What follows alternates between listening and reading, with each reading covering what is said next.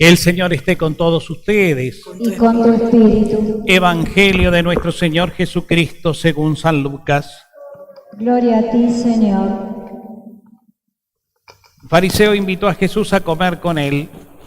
Jesús entró en la casa y se sentó a la mesa. Entonces una mujer pecadora que vivía en la ciudad, al enterarse de que Jesús estaba comiendo en casa del fariseo, se presentó con un frasco de perfume y colocándose detrás de él, se puso a llorar a sus pies y comenzó a bañarlos con sus lágrimas. Los secaba con sus cabellos, los cubría de besos y los ungía con perfume. Al ver esto, el fariseo que lo había invitado pensó: si este hombre fuera profeta, sabría quién es la mujer que lo toca y lo que es ella, una pecadora. Pero Jesús le dijo: Simón, tengo algo que decirte. Sí, maestro, le respondió él. Un prestamista tenía 2 deudores. Uno le debía 500 denarios, el otro 50. Como no tenían con qué pagar, perdonó a ambos la deuda. ¿Cuál de los dos lo amará más? Simón contestó: pienso que aquel a quien perdonó más. Jesús le dijo: has juzgado bien. Y volviéndose hacia la mujer, dijo a Simón: ¿ves a esta mujer? Entré en tu casa y tú no derramaste agua sobre mis pies. En cambio, ella los bañó con sus lágrimas y los secó con sus cabellos. Tú no me besaste. Ella, en cambio, desde que entró, no cesó de besar mis pies. Tú no ungiste mi cabeza. Ella derramó perfume sobre mis pies. Por eso te digo que sus pecados, sus numerosos pecados, le han sido perdonados. Por eso demuestra mucho amor. Pero aquel a quien se le perdona poco, demuestra poco amor. Después dijo a la mujer: tus pecados te son perdonados. Los invitados pensaron: ¿quién es este hombre que llega hasta perdonar los pecados? Pero Jesús dijo a la mujer: tu fe te ha salvado, vete en paz. Palabra del Señor. Gloria a ti, Señor Jesús. Tomamos asiento.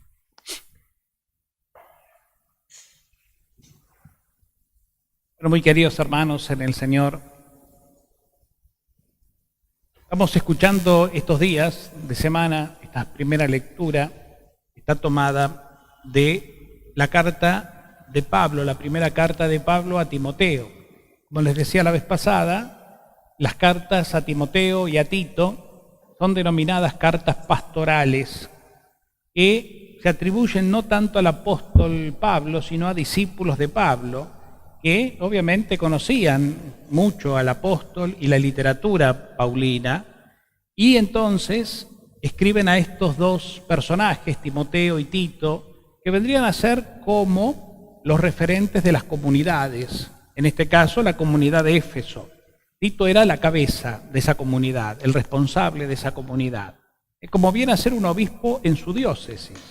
Y con él colaboraban los presbíteros, que en esa época, en los primeros tiempos de la Iglesia, los presbíteros eran ancianos, gente de edad avanzada, que era muy querida y respetada por toda la comunidad, y como tal, como gente de fe y experimentada, eran elegidos también para acompañar al obispo en lo que es el pastoreo y la guía y la enseñanza de toda la comunidad que iba creciendo, iba madurando, iba conociendo a Jesús e iba ensanchando su corazón en la fe y en el amor. Pero obviamente también era necesario que los pastores acompañen, alienten, porque como toda comunidad humana había desánimos, había momentos de bajón, había momentos de enfriamiento, ¿no es cierto? Esos entusiasmos primeros a veces decaían y era necesario que los pastores estuvieran bien plantados para que pudieran empujar a la comunidad que se desanimaba, o a la comunidad que muchas veces discutía y también, como nos pasa hoy a nosotros, se dividía o se quebraba y perdían la fraternidad. O también empezaban a ver, a incorporarse a la comunidad esos que a veces sin saber nada consideran que se las saben todas y empiezan a hablar, empiezan a enseñar, empiezan a bajar líneas que en vez de unir en la verdad confunden, ¿no? La Iglesia a lo largo de su historia ha padecido y hoy también de alguna forma padece lo que podríamos decir las falsas doctrinas o las doctrinas de aquellos que creen tener la verdad. Y entonces van en contra de la tradición, porque el Espíritu Santo habla en la palabra que acabamos de escuchar y también en la tradición que a lo largo de los años se fue como fortaleciendo la tradición de la Iglesia, las enseñanzas que recibimos, ¿no?, de nuestros pastores a lo largo de tantos siglos. El Espíritu Santo por ahí habla también, ¿no? Tantas enseñanzas tan ricas, tan alentadoras muchas de ellas, que nos permiten justamente mantener clara la conciencia en la verdad. ¿Quién es Jesús? Piensen ustedes que a lo largo de la historia de la Iglesia hubo necesidad de llamarse a concilios donde los pastores del mundo se reunían en distintos lugares según los tiempos y las ocasiones, y allí en los concilios tenían que aclarar ciertas dudas. Una de las tantas dudas fue la que surgió en un momento de la historia de la Iglesia donde se ponía en tela de juicio si Jesucristo era verdaderamente Dios, si verdaderamente era verdadero Dios y verdadero hombre.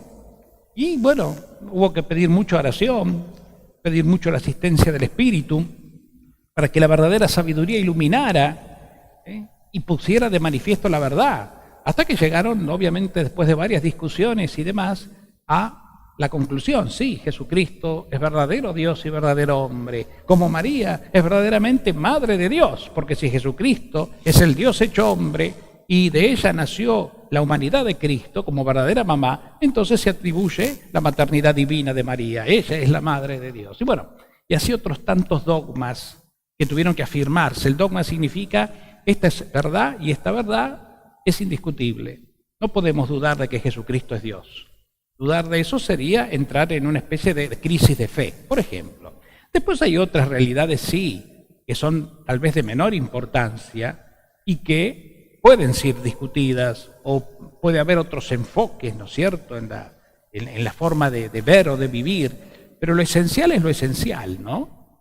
Y lo que el mismo Dios ha revelado a lo largo de la historia y de su Espíritu y de su palabra, eso tiene que ser creído. Y para eso los pastores. Parece ser entonces que Timoteo era muy joven. Desde muy jovencito escuchó a Pablo, y con una familia que se ve, él venía también muy religiosa, él fue creyendo en Jesús. Desde muy joven sintió en su corazón que Jesús lo amaba y creyó. Y fue madurando y Pablo mismo lo fue formando, y entonces quedó constituido por decisión de Pablo y del pueblo, especialmente de los presbíteros, como la cabeza de la comunidad. Y dice que todos le imponen las manos como signo de comunión y también como signo de respeto al que fue elegido. Imponen las manos, transmitiéndole el Espíritu Santo, que la comunidad transmite por medio de la unidad y la oración. El Espíritu Santo que descendió y quedó constituido en cabeza de la comunidad. Por eso Pablo, que en la distancia, Pablo o la comunidad de discípulos de Pablo en la distancia, que se van enterando a veces que, bueno, hay enfriamientos, como les decía, o también tal vez Timoteo pudo haber entrado en alguna crisis tan humana al sentirse joven y al sentirse que porque era joven otros querían saber más que él y cosas por el estilo y no respetarían su autoridad. Entonces se le escribe y le dice: que nadie menosprecie tu juventud, por el contrario, trata de ser modelo para los que creen. ¿Dónde está tu autoridad? ¿Dónde está esa autoridad moral que te permite realmente ser una persona guía, referente, que lo que decís y hacés sirve como luz a todos? Justamente en eso, ¿no? En que seas un modelo de oración, un modelo de conducta en las cosas de Dios, un modelo de amor y de misericordia para con todos, ¿verdad? Un modelo de vida íntegra. Eso es lo que se le pide a un pastor, eso es lo que se le pide a un cristiano. Es básico, ¿no es cierto? Entonces, aquí vemos, esto sí lo tenemos que traer obviamente a nuestra reflexión personal, a nuestra vida, que lo que necesita el Señor de nosotros es esa intimidad con Él en primer lugar. Porque nada de esto se consigue si no hay intimidad con Dios. Vida interior, vida de oración, vida en el Espíritu, vida en alabanza. Esa vida que va espiritual que va creciendo y madurando en mí porque yo le entrego mi vida al Señor, mi corazón, busco relacionarme con Él, busco intimar con Él, porque Él me eligió primero, porque Él me busca primero y espera mi respuesta de amor en un encuentro. Por eso qué importante es la oración. Jesús mismo, todos sabemos muy bien que muchas veces cuentan los evangelios, los discípulos lo buscaban. Y cuando lo encontraban le decían, ¿dónde te metiste? La gente te busca. ¿Y qué había pasado? Había estado toda la noche en oración a solas con su Padre. Y en los momentos más puntuales o más tal vez críticos de su vida, fue cuando más el Señor buscaba el encuentro con su papá, con Dios. Pensemos en Getsemaní, en el huerto, donde el Señor se prepara a la pasión, a la muerte en cruz. ¿Cómo se preparó? A solas con el Padre, inclusive sugiriéndole a los discípulos que oren, porque lo que se viene es difícil, lo que se viene es desafiante, oren para no caer en la tentación. Y los discípulos se dormían, ¿se acuerdan? Ese texto de Juan que leemos en Semana Santa. Pero Jesús oraba, Jesús se preparaba, Jesús se disponía interiormente a todo lo que iba a tener que enfrentar para dar la vida en rescate por todos. Bueno, si nosotros realmente queremos vivir una vida en Dios y que nuestra vida, más allá de nuestras limitaciones humanas o fragilidades humanas, que las tenemos y que nos van a acompañar hasta el final, más allá de eso, pero queremos que nuestra vida sea una vida en Dios, una vida íntegra, donde realmente podamos vivir aquello que decimos creer, es importante que estemos siempre nutridos de Dios, en intimidad con Dios, buscando incesantemente todo lo que nos permita crecer en la fe. Las lecturas de la palabra, la Eucaristía, los sacramentos y también el silencio íntimo y profundo a solas con Dios, ¿no? Así podremos comprender y podremos realmente proclamar que son grandes las obras del Señor. El Señor hace obras, las hizo y las seguirá haciendo.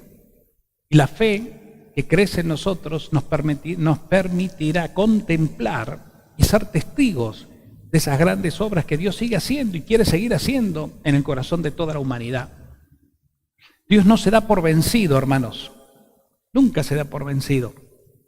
Y aunque el hombre, el mundo contemporáneo, decida en grandes mayorías, lamentablemente, tomar caminos ajenos a Dios, caminos de guerras, caminos de revoluciones negativas, caminos donde los inocentes son víctimas, caminos de pobreza, de marginación y demás.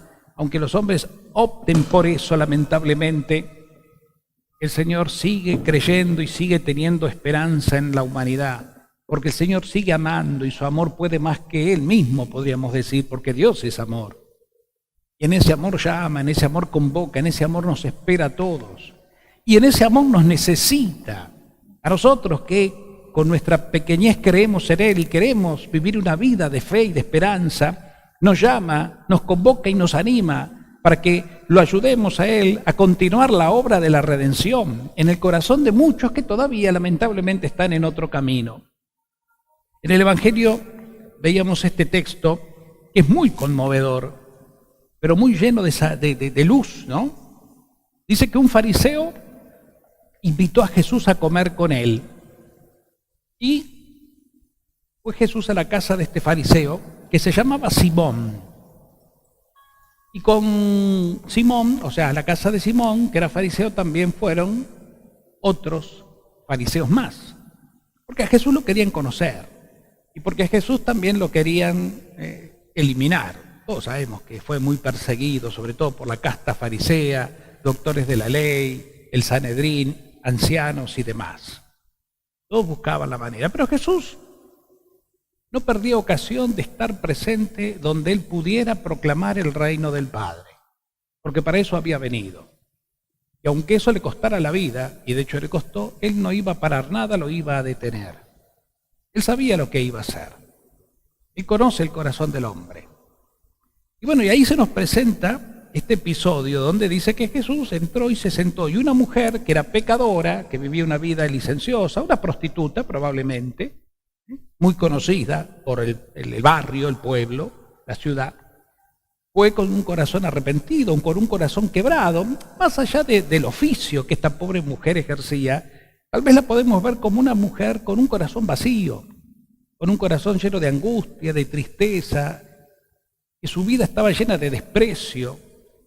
Era una mujer usada, una mujer manipulada, una mujer tenida por basura, menos respetada que los propios animales, y con una vida así, con un corazón quebrado, angustiado, desahuciado, pero que muestra que a pesar de todo eso su corazón esperaba en Jesús una respuesta. Y por eso dice que va a la casa del fariseo, entró a la casa del fariseo y se puso a los pies de Jesús llorando desconsoladamente, y sus lágrimas eran tan abundantes que bañaban los pies de Jesús. Y ella los secaba con sus cabellos y los besaba. Y hasta había traído un perfume como una especie de homenaje, podríamos verlo, como una especie de reconocimiento. En la unción del perfume y del aceite perfumado, en la mentalidad de Jesús, era una especie de unción que se daba a aquellos que eran los profetas o a aquellos que eran los reyes. Se los ungía. Y también era la unción que se hacía a los cadáveres, cuando antes de sepultarlos se los ungía con ungüentos y perfumes, y después se los envolvía como momias y recién ahí se los sepultaba. Eran ritos de sepultura judía. Parece que esto también, de alguna manera, como un anticipo a lo que Jesús después iba a padecer. Pero ella hacía así, tenía ese gesto así, de humildad y de amor. Y Simón, el anfitrión, que ve la escena, obviamente la toma mal. ¿Por qué?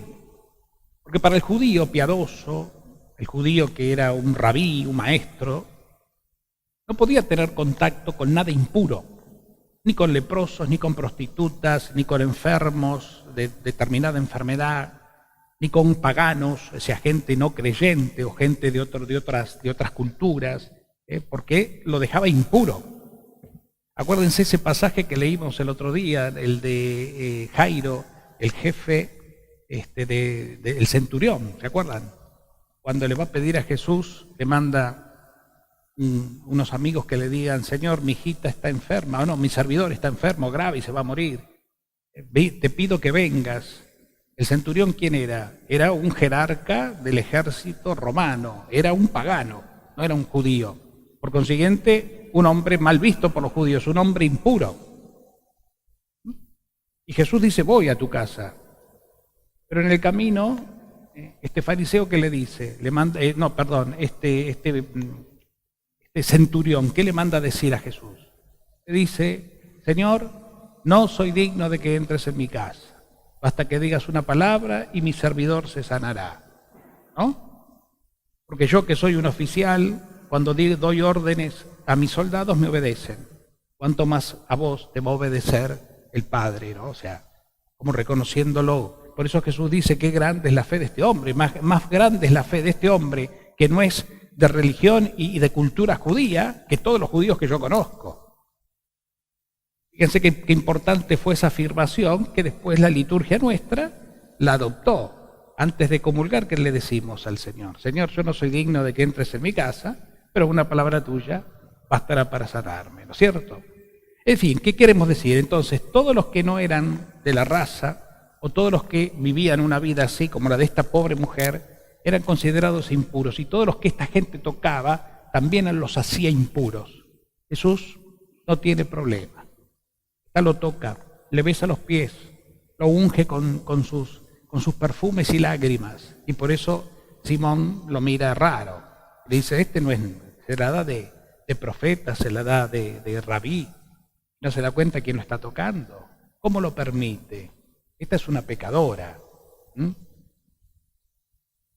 ¿Qué responde Jesús, que conoce los corazones? Simón, tengo que decirte algo. Y le cuenta esta parábola de estos dos deudores, uno debía mucho, otro menos. Como no tenían con qué pagar, el hombre, el acreedor, les perdona la deuda. Entonces dice, ¿cuál lo amará más? ¿O cuál será más agradecido de los dos? El que perdonó más. Bueno, esta mujer siente en su corazón que Dios no solo le perdona sus pecados, sino todos los pecados de su vida. No solo los pecados que la hicieron famosa en una mala vida, sino toda su vida. Es decir, Dios le demuestra amor y ella entiende el amor. Y porque entiende el amor, hoy viene humildemente a pedir perdón, a llorar sus pecados y a recibir lo que tanto necesita, el perdón. ¿Y el perdón qué es? No solamente yo te perdono, vete en paz, sino fundamentalmente como el hijo pródigo, para que todos tengamos una referencia, una nueva vida. El perdón es una nueva vida, es un nuevo nacimiento. Esto lo podríamos comparar un poco, ese perdón de toda la vida de esta mujer, con lo que hace el bautismo. Cuando nosotros recibimos el bautismo, porque con el bautismo participamos de la pasión, muerte y resurrección de Jesús, que nos trajeron a nosotros la vida nueva de los hijos de Dios, nosotros somos purificados y es un nuevo nacimiento. El bautizado no es el mismo antes de ser bautizado que después, sino es una nueva criatura, ungida por el Espíritu de Dios. Y por eso el bautizado ya no se pertenece, le pertenecemos a Dios, que nos compró por medio del bautismo con la sangre de Cristo. Si Cristo dio la sangre, derramó su sangre por vos, y vos creés en Él, y por el bautismo nos consagramos a Él, nuestra vida ya no es más una vida de muerte, ya no es más la vida del mundo ni del hombre viejo, sino es la vida nueva de los hijos de Dios, herederos de la vida eterna. Esto es lo que experimentó esta mujer. Por eso podríamos decir que es este texto, un texto bautismal, si quieren, ¿no? Con unas palabras muy propias de la época, pero es un texto donde se manifiesta una nueva vida. La pecadora está arrepentida y fue a buscar a Jesús. Y las lágrimas que brotan de sus ojos son las mismas lágrimas de una impura que sale y que al tocar a Jesús quedan purificadas. Son las lágrimas que se transforman en el agua bendita que purifica su vida, por el amor que tiene, por el amor que dio, porque se sabe amada antes por Dios. Ella no bajó los brazos, ella no se entregó a todo lo que pensaban los otros, como una mujer que se podría sentir ya, bueno, que mi vida no tiene sentido, ya estoy, ya pasé por esto, ya tengo la fama que tengo, ya soy pecadora, a mí no tengo remedio. Podría pensar eso, es una tentación, pero no pensó así, al contrario, creyó. Y el Señor le hizo experimentar esta nueva vida. Por eso, ¿cómo termina el texto? ¿Cómo termina el texto? Hija mía, vete en paz, tus pecados te son perdonados. Y ahí un poco el escándalo de algunos que no creían y decían, ¿quién es este? Y hasta puede perdonar los pecados. Jesús aclara, bueno, ¿qué prefieren? Que yo le diga, tus pecados te son perdonados, o vete en paz, tu fe te ha salvado. Es lo mismo. Una cosa lleva a la otra. La fe es creer en Cristo, es creer en el amor de Dios manifestado en el Hijo por nosotros, es motivo de purificación, es motivo de vida nueva. El bautismo lo recibimos por la fe de nuestros padres, porque éramos pequeños en ese momento, o cuando un adulto se bautiza, por la fe de un adulto que lo elige, porque lo siente. Y es el adulto el que dice, bueno, yo ahora quiero ser bautizado en esta etapa de mi vida, quiero yo volver a nacer, quiero yo ser un nuevo hombre, una nueva mujer, por la gracia del Espíritu de Dios manifestado en el bautismo, en las aguas bautismales, y ser ya otro Cristo en el mundo, para dar mi vida por Cristo. Hoy estamos justamente celebrando la vida de dos santos, Cornelio y Cipriano. Cornelio fue si mal no recuerdo, el tercer papa. Pedro, Lino, Cleto, Cornelio, el cuarto papa, Cornelio. Ya que es de los primeros tiempos de la Iglesia romana. Y Cipriano era un obispo de Roma también, eran compañeros. Y por ser cristianos y anunciadores del Evangelio, en la persecución de Nerón y los de Diocleciano y los demás, bueno, murieron mártires. Los cristianos sabían, en esa época más, era época de riesgo para el creyente, las grandes persecuciones. El cristiano sabía que creer en Cristo y vivir como cristiano ponía en riesgo la vida. Y de hecho fue así que cuántos cristianos fueron perseguidos y muertos, atrozmente. Los romanos no medían a la hora de torturar y matar a los cristianos. Eran grandes inventivos y creadores de métodos de tortura y de muerte. Miles. La cruz era uno, la incineración era otro, tirarlos en el campo romano, en el Coliseo romano, para que los devoren las fieras, era otro. Y encima se entretenían. En fin, atrocidades. Pero los cristianos no tenían miedo. Y cuando decidían ser cristianos y decidían recibir el bautismo y ser de Cristo, convencidos de que su vida ahora estaba invertida para Dios y para la salvación del mundo, continuando su vida como la comenzó Jesús, dando la vida, ya está. Ya. Había que ser cristiano en esa época, había que recibir el bautismo y decidirse a jugársela. Con los riesgos que había, vivían encerrados, vivían en las catacumbas muchos, donde allí se escondían. Y ahí podían tener su vida cristiana a escondidas, porque guay que los encontraran o guay que los descubrieran. Muerte segura. Y ahí estaban. Y fue la época donde más crecieron los cristianos en el mundo. Porque decían que la sangre de los cristianos muertos era semilla para nuevos cristianos. Mataban a uno y se bautizaban 10. Eso es algo a tener en cuenta, ¿no? Venimos en esta línea de reflexión y justo en esta fiesta de hoy de Cornelio y Cipriano, creo que vale la pena que un poco lo traigamos a nuestra vida de hoy día. Nosotros que estamos aquí y que somos cristianos bautizados, creo que hay allí 2 chicas, ¿están o se fueron las que van a ser bautizadas? ¿Una va a ser bautizada? ¿No? Se fue. Bueno. Pero una chica, digo, porque es mayor. Vamos a tener 2 bautismos de adultos. Es maravilloso, es lindo. Bautismo, comunión y confirmación van a recibir adultos dentro de unos días. Bueno, ¿qué quiero decir con todo esto? Que es bueno que pensemos en esto nosotros, para que podamos traerlo a nuestra vida de hoy día, donde a veces hicimos de nuestro cristianismo algo cómodo, algo lindo y cómodo. Es lindo ser cristiano, claro que sí, pero hemos caído en la comodidad y nuestro compromiso se ha enfriado, nuestra entrega se ha enfriado, hemos caído en la chatura, nuestra fe no es expresiva, nuestra fe no nos dice, y si no nos dice a nosotros, menos le va a decir a los de afuera. Entonces vivimos una vida así. Inclusive gente que se dice cristiana, que dice que de ser de comunión diaria y demás, sin embargo se transforman a veces en enemigos de la comunidad, en agresores de la comunidad, en divisores de la comunidad, en instrumentos de escándalo para la comunidad, con actitudes de maldad, de división. Comulgan todos los días, todos los días o casi todos los días. Van de parroquia en parroquia, haciendo alarde de su compromiso y de su fe, pero deseando el mal, buscando el mal. Entonces, ven qué distinto, qué diferencia tan grande, ¿no? Cuando no hay misericordia, cuando no hay amor, cuando no hay trabajo, pero por el bien de todos, en pro de todos, cuando no hay diálogo, el diálogo que me lleva al encuentro, que me lleva justamente, como el Papa tanto dice, a la conciliación, es decir, a buscar juntos la verdad. No podemos decir que seas cristiano, porque podrás sido bautizado, confirmado, tomaste la comunión, te confesás todas las semanas, venís a misa, comulgás todos los días y qué sé yo cuántas cosas más, pero después salís y en vez de ser un signo de amor y de unidad y de misericordia, haces todo lo contrario. Entonces, ven la gran diferencia, la gran división que hay en muchos.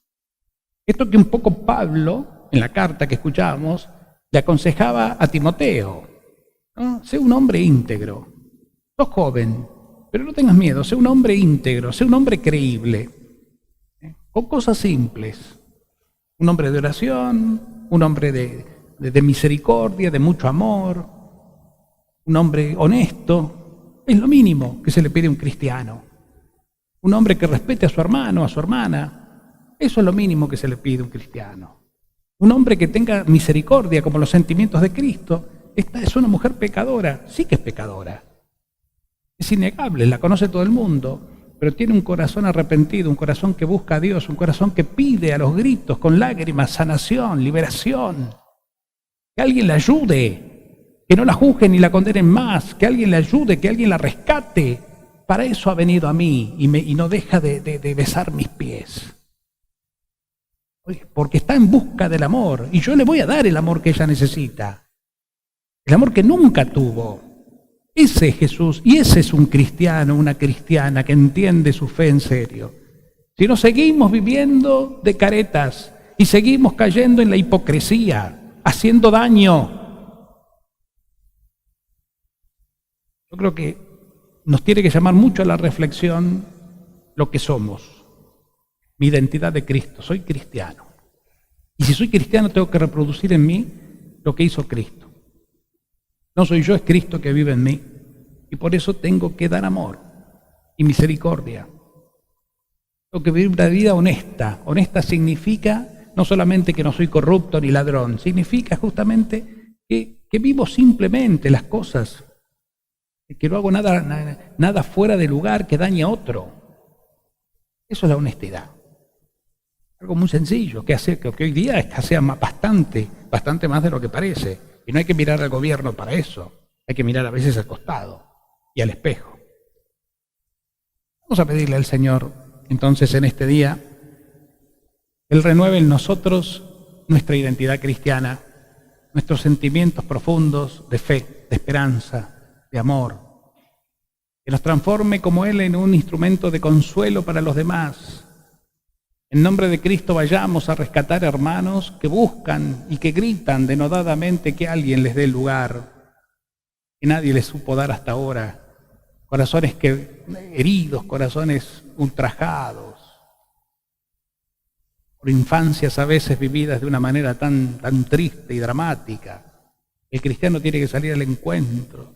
Cuando hoy te encontrás con una persona que está sumergida en la droga, en el alcohol, en el juego o en cualquier otro vicio del cual es esclavo o esclava y no puede salir, esa persona está gritando en su corazón angustiado que alguien le dé una mano, que no se lo juzgue, que no se lo condene, sino que podamos compadecernos, entenderlo, no justificarlo ciertamente, pero sí ponernos en su lugar, porque lo primero que hacemos es señalar, descalificar, es rápido eso. Pero qué difícil es compadecernos, es decir, compadecer significa padecer con él o con ella. Es lo que hizo Dios en Jesús por la humanidad. El Señor nos concede esta gracia, ¿no?, que tanto necesitamos. Nos dé la humildad y la sabiduría realmente para recibirla. Porque los dones y las gracias, hermanos de Dios, que tanto pedimos, deseamos o necesitamos, se reciben abundantemente cuando nosotros vamos al encuentro del Señor, a postrarnos a sus pies con un corazón humilde, con un corazón como el de esta mujer, así, con un corazón arrepentido, con un corazón, digamos, transparente. A Dios no le podemos poner excusas, vayamos con la verdad. Cuando vamos con la verdad, con nuestra propia verdad que tiene luces y sombras, el Señor se compadece y nos da mucho más de lo que podemos imaginar. Yo creo, y ya termino, esta mujer, después que recibió estas palabras de Jesús, vete, tu fe te ha salvado, vete en paz, se habrá ido alegre, se habrá ido renovada, se habrá ido renacida, porque recibió lo que recibió, lo que nadie le podía dar, solo Jesús. Y hoy estamos nosotros los cristianos para continuar, miren, qué maravillosa es nuestra misión, para continuar esto, para darle vida y dignidad a cuántos están a nuestro lado, se cruzan en nuestro camino todos los días y no la pueden encontrar. Vos podés ser el instrumento de Jesús para que esa persona encuentre dignidad y vos también, para que renueves la tuya. María nos acompañe en este caminar, que así sea. Que así sea.